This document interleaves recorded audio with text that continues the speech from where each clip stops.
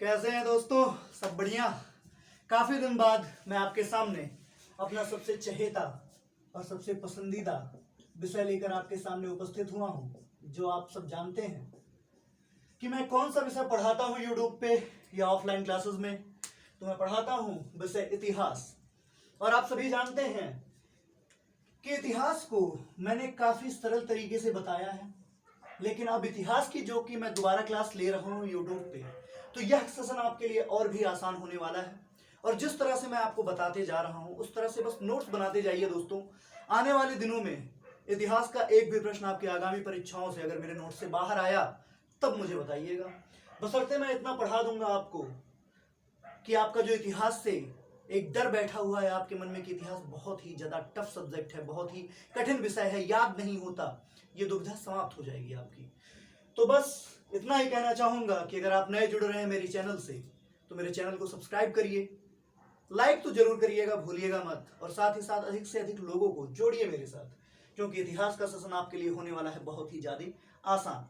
आज हम सिर्फ और सिर्फ इतिहास के आधार के बारे में बात करेंगे, यानी कि बेसिक्स अबाउट हिस्ट्री या बेसिक्स ऑफ हिस्ट्री कह लीजिए, इतिहास के आधार के बारे में। आप सभी जानते हैं एक छोटा सा शब्द है इतिहास, जो अपने अंदर इतनी अथाह बातों को सजे हुए है जिसको हम सोच भी नहीं कर सकते, जिसकी हम कल्पना भी नहीं कर सकते। कई 100 सालों से इतिहास चला आ रहा है, दोहराया जा रहा है, और ऐसा भी कुछ इतिहासकार मानते हैं कि इतिहास समय समय पर अपने अस्तित्व को दोहराता है। तो हम वही दोहरीकरण को पढ़ रहे हैं ताकि हम आने वाले समय में ऐसी गलतियां ना करें जिससे कि हमारा ही इतिहास खतरे में पड़ जाए। और आप सभी जानते हैं इतिहास को सिलेबस में अगर प्रतियोगी परीक्षा है तो इतिहास सिलेबस में जरूर रखा जाता है। कारण क्या है?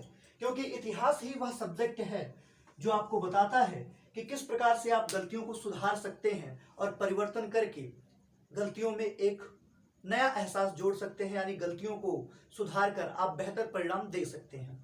तो आइए बात करते हैं इतिहास की, कि इतिहास शब्द की उत्पत्ति कैसे हुई। आप सभी जानते हैं कि इतिहास शब्द को 3 भागों में बांटा गया है, इति प्लस ह प्लस आस से।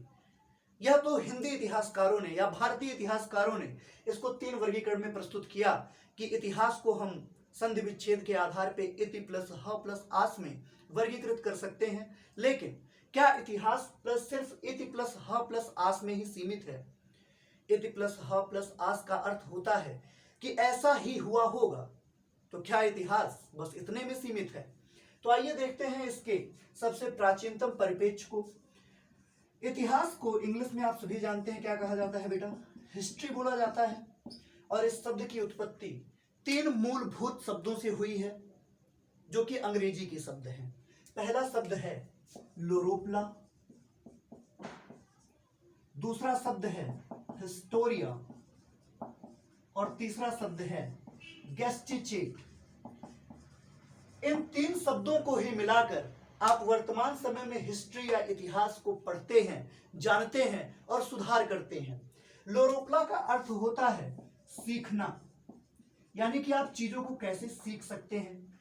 हिस्टोरिया का अर्थ होता है जानना, यानी कि आप क्या जान सकते हैं। और गेस्टिचेट का अर्थ होता है सुधार करना, यानी कि पहले तो चीजें आप सीखिए, उनके बारे में अच्छे से जानिए और फिर उनमें सुधार करिए। तो इतिहास 3 शब्दों से मिलकर बना है।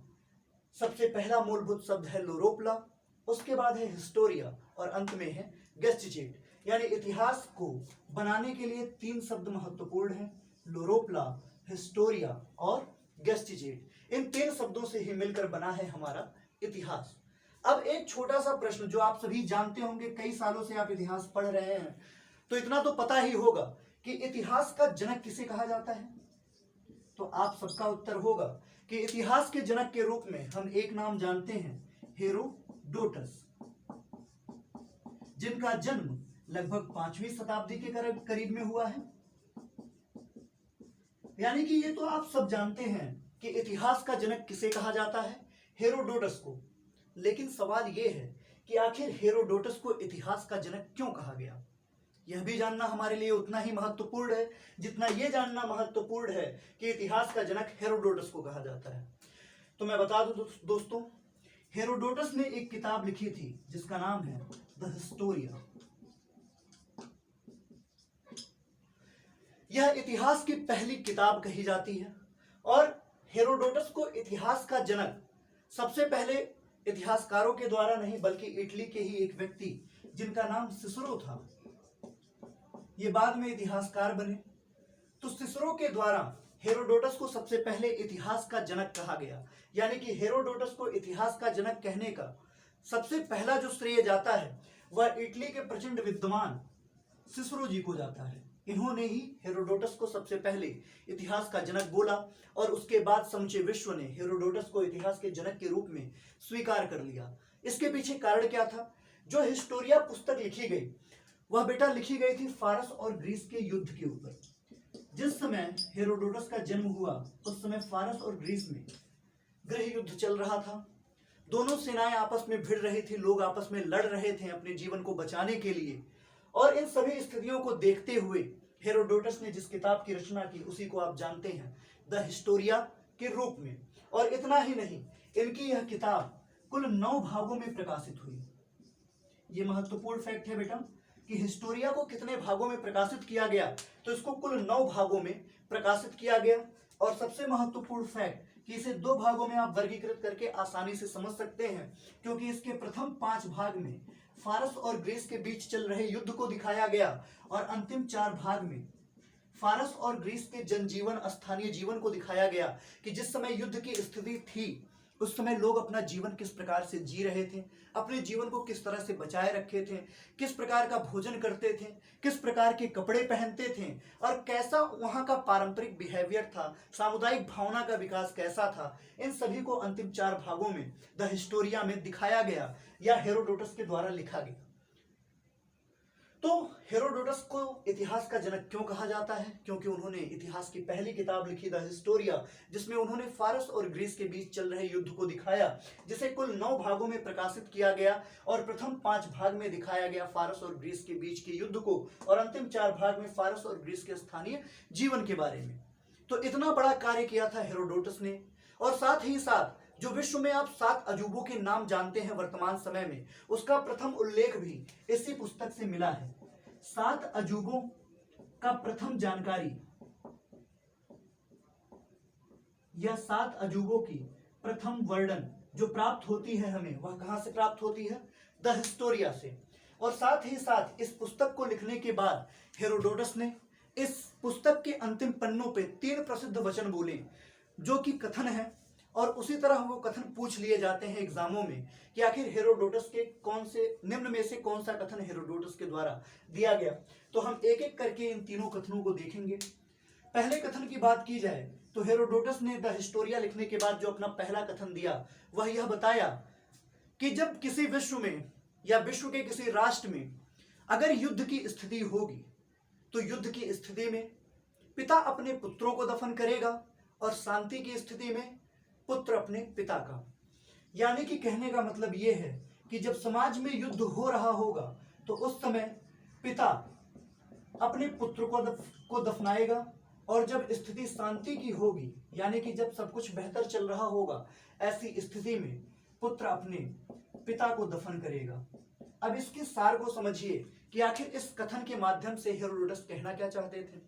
हेरोडोटस ने बताया कि अगर कोई भी व्यक्ति है, अगर उसका किसी अन्य व्यक्ति से विवाद हो गया तो ऐसे स्थिति में एक पिता का पुत्र हमेशा यही चाहेगा कि उसका पिता सुरक्षित रहे। यानी कि विवाद की स्थिति में पुत्र अपने पिता की जिम्मेदारियों का निर्वहन करेगा और सोचेगा कि पिता किसी भी विवाद में ना उलझे। और अगर ऐसी स्थितियों में हत्या के चांसेस बनते हैं तो पिता के आगे पुत्र ही खड़ा रहेगा उसका संरक्षण करने के लिए, अपने पिता को बचाने के लिए। यानी कि युद्ध की जब भी स्थिति होगी तो पिता को दफनाने पड़ेंगे अपने पुत्रों को, क्योंकि पिता के आगे उसका पुत्र उसके संरक्षण के लिए खड़ा रहेगा। लेकिन जब स्थिति शांति की होगी यानी कि सब शांत होंगे, किसी भी प्रकार का भेदभाव नहीं होगा, तो पिता अपने जीवन की पूरी आयु कंप्लीट कर लेगा और शांति से अपनी मौत को स्वीकार करेगा और पुत्र उसे मुखाग्नि प्रदान करेगा। तो जैसा द हिस्टोरिया के अन्य अंतिम पन्नों पर द हेरोडोटस ने लिखा कि युद्ध की स्थिति में पिता अपने पुत्रों को दफन करेंगे और शांति में पुत्र अपने पिता को, वह वर्तमान समय में भी वैसे ही बैठते हैं जैसा कि उस समय उन्होंने द हिस्टोरिया में लिखा। इनका दूसरा वक्तव्य था कि महान कार्य अक्सर जोखिम वाले होते हैं। अब इसका तर्क समझिए कि महान कार्य जोखिम वाले क्यों होते हैं। जैसे कि आप रास्ते से जा रहे हो, आप एक उदार हृदय के व्यक्ति हैं और आपने देखा कि सड़क के किनारे कोई भूखा बच्चा बैठा हुआ है। आप उसके पास जाते हैं, उसका परिचय पूछते हैं तो पता चलता है कि वह अनाथ है, उसके माता पिता नहीं है। तो आपके मन में एक बात आएगी कि क्यों ना इस बच्चे का पालन पोषण मैं ही कर लूं और इसे एक बेहतर भविष्य प्रदान करूं। आप इस उम्मीद में उसे अपने घर तक ले आते हैं कि मैं ले चलूंगा, इस बच्चे का लालन पालन करूंगा, इसे एक अच्छा भविष्य प्रदान करूंगा। लेकिन जब आप घर पे पहुंचते हैं तो घर की स्थितियां इसके बिल्कुल ही विपरीत हो जाती हैं। लोग आपको ये समझाने लगते हैं कि अगर आप बच्चे को रखेंगे तो गांव समाज सब ताने मारेंगे कि आप गलत काम कर रहे हैं, यहां तक कि आपको समाज का बहिष्कार भी झेलना पड़ेगा। तो इसीलिए हेरोडोटस ने यह बताया कि जो महान कार्य होते हैं अक्सर वो जोखिम वाले ही होते हैं। ये दूसरा कथन था उनका। और हेरोडोटस ने तीसरा कथन दिया कि इंसान का जो भाग्य है वह उसकी आत्मा में निहित होता है। और वास्तव में दोस्तों, इंसान का जो भाग्य है वह उसकी इच्छा शक्ति पर ही निर्भर करता है। हम अपने हाथ के लकीरों में अपनी भाग्य की रेखाओं को ढूंढते हैं, जबकि अगर हमने किसी चीज की दृढ़ इच्छा कर ली तो हम उसे प्राप्त करने से वंचित नहीं रहेंगे। हम उसे हर हाल में कभी ना कभी प्राप्त जरूर कर लेंगे। जरूरी किस चीज की है? जरूरत है तो सिर्फ दृढ़ इच्छा शक्ति की, विल पावर की, या कह लीजिए हमारी आत्मा की आवाज की। अगर आत्मा ने हमारी कुछ ठान लिया तो वह उसे प्राप्त कर कर ही मानेगी, जिसे हम दृढ़ इच्छा शक्ति में व्यक्त करते हैं। यानी कि जो हेरोडोटस ने अपना तीसरा कथन बोला कि इंसान का भाग्य उसकी आत्मा में निहित होता है, वह आज भी सही है जैसा कि उन्होंने उस समय लिखा था। और इन तीन कथनों और इस किताब के आधार पर ही हेरोडोटस को बेटा इतिहास का जनक कहा जाता है। और सबसे महत्वपूर्ण बात यह है कि अगर एग्जाम में प्रश्न पूछा जाए कि हेरोडोटस को सबसे पहले इतिहास का जनक किसने कहा, तो आप सभी अब जान गए हैं कि इटली के विद्वान सिसरो के द्वारा हेरोडोटस को इतिहास का जनक कहा गया। यह तो बेटा हो गया एक परिप्रेक्ष्य में इतिहास के जनक को जानने का। लेकिन क्या सिर्फ इतिहास के जनक के आधार पर ही आप इतिहास पढ़ते हैं? तो मैं आपको बता दूं, यह तो सिर्फ एक प्रारूप है इतिहास का, जिसमें आपने जाना कि इतिहास का जनक हेरोडोटस को क्यों कहा जाता है। अब आप इसके अन्य पहलुओं को भी देख लीजिए, जिनका इतिहास में एक अभूतपूर्व और महत्वपूर्ण योगदान है, जिसकी वजह से आप वर्तमान समय में इतिहास को सरलता से पढ़ सकते हैं। तो आइए उन परिप्रेक्ष्य को देखें बेटा। इतिहास, इसको आप नोट भी कर सकते हैं, क्योंकि कभी ना कभी किसी ना किसी एग्जाम में यह प्रश्न पूछा जा सकता है। तो आपने सबसे पहला चीज जो पढ़ा, इतिहास का जनक पढ़ा। और इतिहास का जनक किसे कहा जाता है बेटा? ये आपका उत्तर है, हेरोडोटस।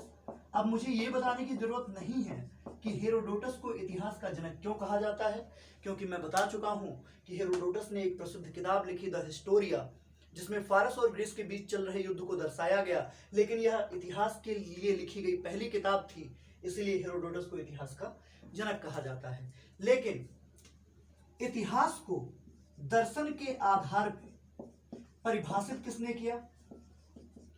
मैं आपको एक बात बता दूं कि आज तक कभी भी किसी इतिहासकार ने इतिहास को परिभाषित ही नहीं किया, क्योंकि इतिहास को कभी भी आप किसी एक पहलू से नहीं समझ सकते।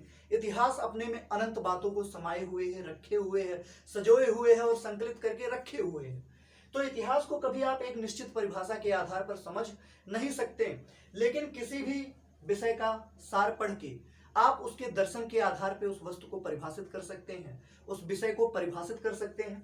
एग्जाम्पल के लिए आप संविधान को रख सकते हैं। संविधान की जो पुस्तक है, इसको पढ़ने के बाद जब आप प्रस्तावना को पढ़ते हैं तो आप ये समझ जाते हैं कि संविधान का जो सार है वह उसकी प्रस्तावना में ही निहित कर दिया गया। यानी संविधान का जो दर्शन है वह उसकी प्रस्तावना है, क्योंकि जितनी बातें हम अनुच्छेद 1 से लेकर अनुच्छेद 395 तक पढ़ते हैं, भाग 1 से लेकर भाग 22 तक पढ़ते हैं, अनुसूची 1 से लेकर अनुसूची 12 तक पढ़ते हैं, उन सभी का सार सिर्फ और सिर्फ किसमें निहित कर दिया गया है? एक छोटे सी प्रस्तावना में। तो प्रस्तावना संविधान का दर्शन है। संविधान कैसे कार्य करेगा, किस प्रकार से कार्य करेगा, उसकी एक रूपरेखा है संविधान की प्रस्तावना।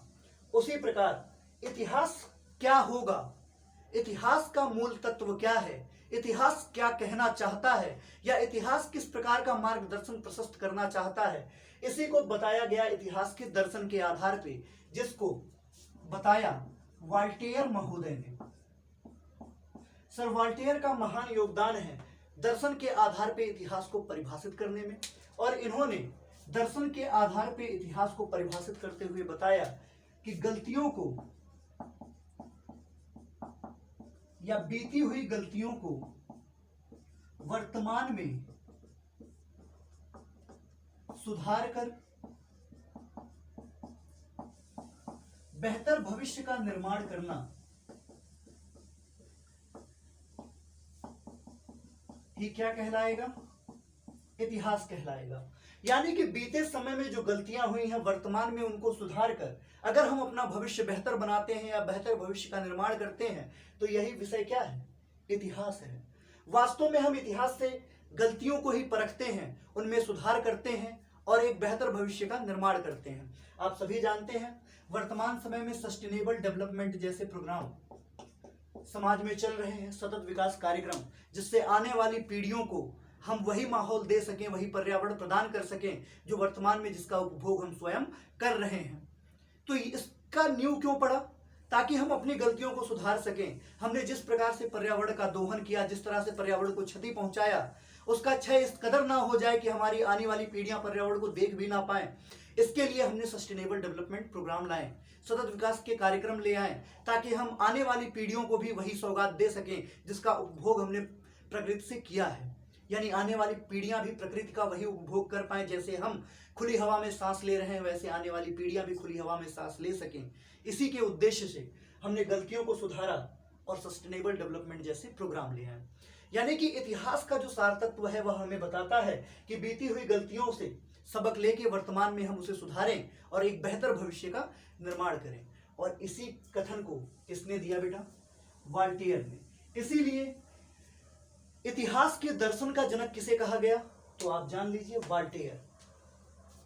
आपने अभी तक इतिहास के जनक को पढ़ा था, हेरोडोटस को, लेकिन इतिहास दर्शन का जनक किसे कहते हैं, तो वो है वॉल्टेयर महोदय।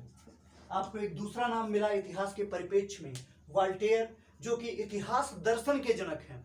इतिहास के जनक हैं हेरोडोटस, इतिहास दर्शन के जनक हैं वॉल्टेयर, जिन्होंने हमें बताया कि गलतियों को, बीती हुई गलतियों को वर्तमान में सुधार कर अगर बेहतर भविष्य का निर्माण किया जाता है तो यही है इतिहास। अब इसका तीसरा परिप्रेक्ष्य देखिए आप, जो आने वाले एग्जामिनेशंस के लिए बहुत ही महत्वपूर्ण है। हम बात करेंगे आधुनिक इतिहास की। आप सब ये जानते हैं कि इतिहास का जनक हेरोडोटस को कहा जाता है, लेकिन क्या आपको पता है आधुनिक इतिहास का जनक किसे कहा जाता है? आधुनिक इतिहास का जनक किसे कहा जाता है यह जानना उतना ही महत्वपूर्ण है दोस्तों, जितना ये जानना जरूरी है कि इतिहास का जनक किसे कहते हैं। आप ये सब जानते हैं कि इतिहास का जनक हेरोडोटस को ही कहते हैं, लेकिन शायद ही आपने पढ़ा हो कि इतिहास का जनक किसे कहते हैं। तो इसे आप नोट कर लीजिए, इतिहास का जनक बोला गया लियोपोल्ड वान रांके को।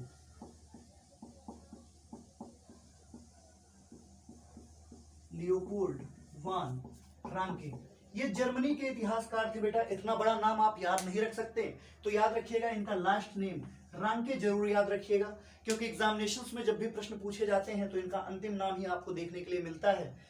तो आधुनिक इतिहास का जनक लियोपोल्ड वान रांके को कहा गया। क्यों कहा गया, इसके पीछे भी कारण है। इन्होंने द हेरोडोटस के द्वारा लिखी गई हिस्टोरिया किताब को पढ़ा और निष्कर्ष निकाला कि संपूर्ण विश्व क्या है, एक गोला है। आप सभी जानते हैं जब पृथ्वी अविभाजित थी तो गोले के रूप में विद्यमान थी, और महासागर जब अविभाजित थे तो ये भी एक गोलाकार क्षेत्र को कवर किए हुए थे पृथ्वी के चारों तरफ। लेकिन जब विभाजन हुआ तो 7 महाद्वीपों 8 महाद्वीपों में, वर्तमान समय में तो हमने 8वें महाद्वीप की खोज कर ली है जीलैंडिया के रूप में, लेकिन 7 महाद्वीपों का जब वर्गीकरण था तब लियोपोल्ड वान रांके ने अपना मत प्रस्तुत किया और बताया कि संपूर्ण विश्व इस गोले की भांति है, जैसे कि हमारी पृथ्वी अब जब संपूर्ण विश्व गोला है तो विश्व में कई छोटे छोटे राष्ट्र भी हैं। आप सभी जानते हैं 7 महाद्वीप हैं, कई द्वीप हैं और साथ ही साथ कई छोटे छोटे देश इन द्वीपों पर विद्यमान हैं। तो रांके ने बताया कि संपूर्ण विश्व क्या है, एक गोला है।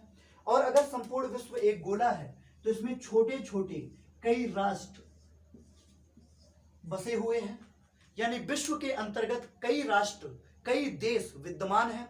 और अगर राष्ट्र हैं तो इन राष्ट्रों की अपनी एक निर्धारित सीमा है, और अगर निर्धारित सीमा है तो इन सीमाओं के भीतर वहां का स्थानीय जीवन निवास कर रहा है। यानी कि संपूर्ण गोला एक विश्व है और ये छोटे छोटे गोले जो हैं यह विश्व में निहित देश हैं और इन देशों की अपनी एक निर्धारित सीमाएं हैं और इन सीमाओं के भीतर वहां के निवासी निवास कर रहे हैं। तो रांके ने इतिहास को पढ़ने के बाद 4 भागों में बांट दिया। पहले भाग को आप कहते हैं विश्व का इतिहास, दूसरे भाग को कहते हैं राष्ट्रों का इतिहास, तीसरे को कहते हैं आप क्षेत्रीय या क्षेत्रों का इतिहास, और चौथे भाग को कहते हैं स्थानीय जीवन का इतिहास। तो लियोपोल्ड वॉन रांके ने इतिहास को 4 भागों में बांटा, विश्व, राष्ट्र, क्षेत्र और स्थानीय जीवन। और इसी वर्गीकरण की वजह से लियोपोल्ड वॉन रांके को बोला गया आधुनिक इतिहास का जनक। आप किसी भी देश का इतिहास पढ़ रहे हो, इन 4 परिप्रेक्ष्यों में अगर आप उसे बांटते हैं तो आप जान पाएंगे कि आखिर आधुनिक इतिहास का जनक रांके को क्यों कहा गया, क्योंकि ये चारों भाग सेम उसी तरह बैठेंगे जैसा कि रांके ने वर्गीकृत किया है। तो इतिहास में आपने तीसरा नाम पढ़ा आधुनिक इतिहास का जनक लियोपोल्ड वॉन रांके को। अब आप अंतिम नाम पढ़ेंगे इतिहास के परिप्रेक्ष्य में ऐतिहासिक पद्धति के आधार पर इतिहास का जनक। ऐतिहासिक पद्धति के प्रयोग के आधार पर इतिहास का जनक किसे कहा गया? जैसे आप तो ये जान गए कि इतिहास का जनक हेरोडोटस को कहते हैं। इतिहास दर्शन का जनक वाल्टेयर महोदय को कहा जाता है। आधुनिक इतिहास का जनक लियोपोल्ड वॉन रांके को कहा जाता है। लेकिन इतिहास का समुचित पद्धति के तरीके से पढ़ने योग्य बनाने का श्रेय किसे जाता है, या ऐतिहासिक पद्धति के प्रयोग का जनक इतिहास में किसे कहा गया? तो ये कहा गया बेटा थ्यूसिडाइड्स को। नाम ध्यान रखिएगा। वैसे किसी एग्जाम में ये पूछा नहीं गया है, लेकिन आप इतिहास पढ़ रहे हैं तो आपको जानकारी होनी चाहिए कि आखिर इतिहास के ऐतिहासिक पद्धति की नींव किसने रखी, जिसको आप वर्तमान समय में पढ़ते हैं। तो इतिहास के ऐतिहासिक पद्धति का जनक कौन है बेटा? थ्यूसिडाइड्स है। अब थ्यूसिडाइड्स को ऐतिहासिक पद्धति का जनक क्यों कहा गया, इसके पीछे भी एक छोटा सा कारण है, वो कारण आप देख लीजिए।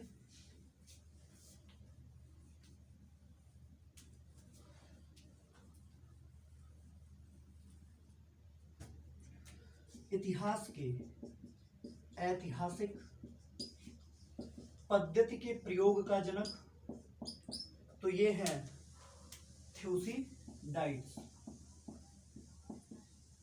इसके पीछे कारण सिर्फ एक है बेटा, क्योंकि थ्यूसिडाइड्स ने ही सबसे पहले इतिहास को 3 भागों में विभाजित किया। ये कौन कौन से भाग हैं ये आप सभी जानते हैं, क्योंकि वर्तमान समय में आप इसी आधार पर इतिहास पढ़ते हैं। पहला विभाजन है प्राग ऐतिहासिक काल,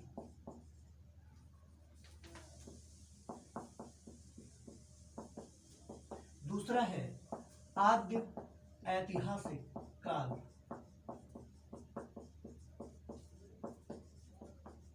और उसके बाद है ऐतिहासिक काल। थ्यूसिडाइड्स महोदय ने इतिहास को 3 भागों में वर्गीकृत किया, प्राग ऐतिहासिक काल, आद्य ऐतिहासिक काल और ऐतिहासिक काल। इसी आधार पर थ्यूसिडाइड्स को ऐतिहासिक पद्धति के प्रयोग के आधार का जनक भी कहा जाता है। तो बेटा आपने कुल 4 नाम पढ़े इतिहास की दृष्टि से।